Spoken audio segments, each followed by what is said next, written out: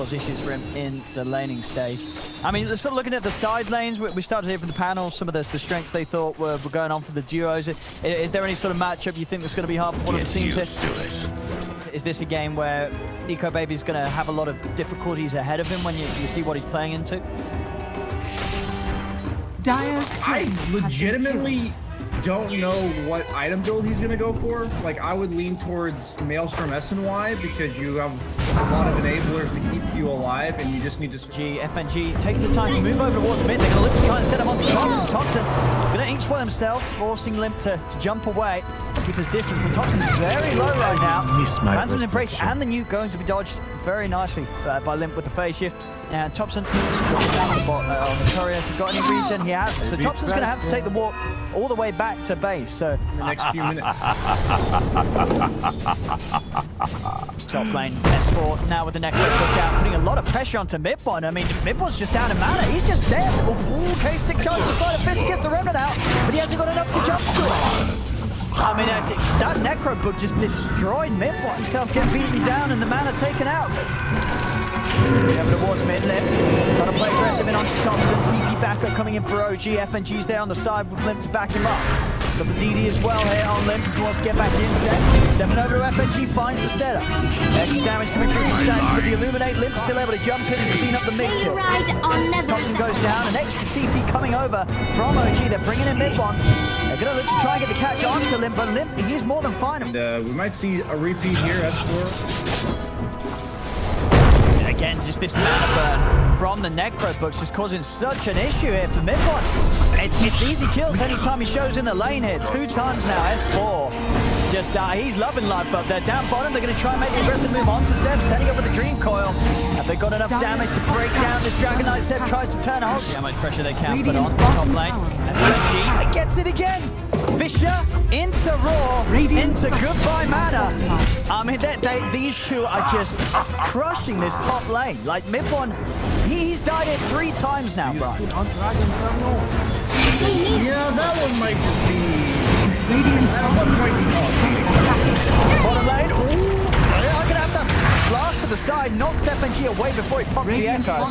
So OG able to keep the majority of them out of the range of that setup attempt. Is under attack. As OG, can they chase here? Alliance doing a good job of just getting away. They have lost the tower, but not losing any unnecessary heroes here. Coming over towards the outpost. Alliance there, more than happy to fight this. They're just going to turn them straight towards Zeb. No-Tail tossing it up on the high ground. First blow, good angle with the rolling thunder though. No-Tail catching on to the 3 of them. Each one's done pull up onto Limp. Adding a little bit of Handscap providing the heals. The face is conscious to slide a fist, but if the chains are up, Midbon's able to lock him down. They'll kill off Limp. Nico Baby with the time lapse will manage to get his way out. As at the same time on the top half of the map, S4 picks up another. Takes out Saxon. They may have got Limp, but they've still lost 2 overall. Midbon's continuing to try and chase onto Handscap. Under attack. With Nico Baby by his side, OG has... Instead of 2-8, pretty much all the time. This is, yeah, some pretty flawless Beastmaster play here from S4 so far. They're going to try and make a gank onto him. No-Tail trying to close in with the Thunder. What sort of backup is there? FNG's waiting in the shadows. There's No-Tail. He's going to be fine there. FNG not quite able to block him in with the Fisher. As No-Tail gets out, but again, you know, those 4 of OG trying to sweep across. They couldn't be any better for him so far. And he's ready to turn it into a 6-0. He's in with the smoke with FNG. They're going to set him on a No-Tail. There it is. It's going to be another one for him, for sure. Maybe not with the swashbuckle, the slow. Still causing issues. No-Tail, he's got nowhere to roll out. And the damage from these Necro Books is too much here. Another kill.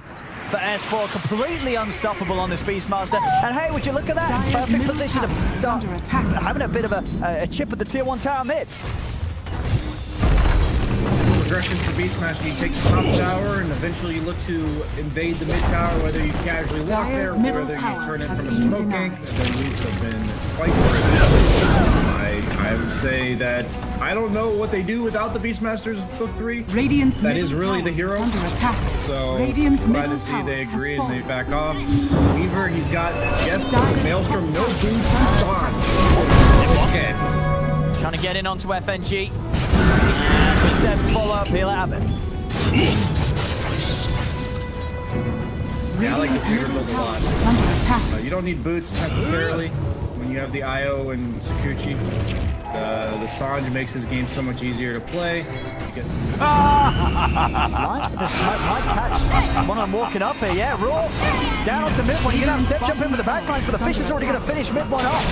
As mid one goes down, Zeb popping the outer dragon form, opting to try and fight, but he's completely out of mana thanks to the Necro Book. And Step, he's going to get left behind. The rest of his team bailing on him. As Step goes down, Nico maybe getting in aggressive with the chase onto Thompson. The start of the limit and the damage from this blade, causing Notail to have to jump out.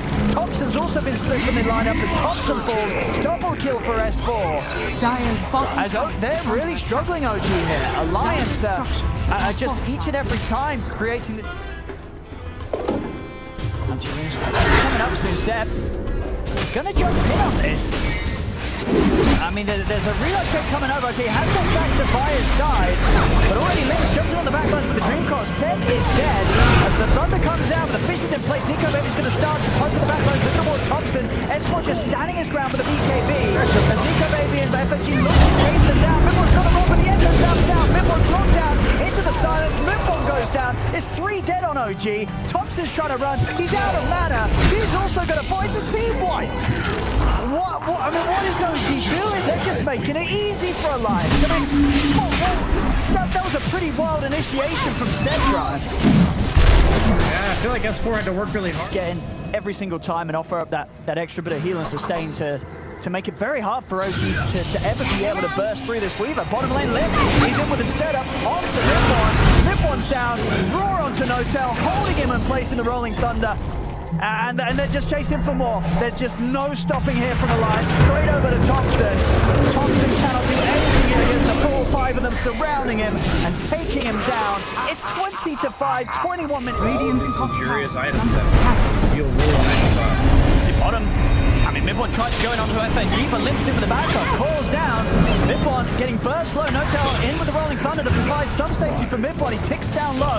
They do get FNG over to the side. Thompson was trying to join the team, but S4 puts him in position with the Roar. Saxon trying with the TP out. Is he going to make it away? He does. Only just, but again, Thompson dying. S4 continues to just sort of a Weaver.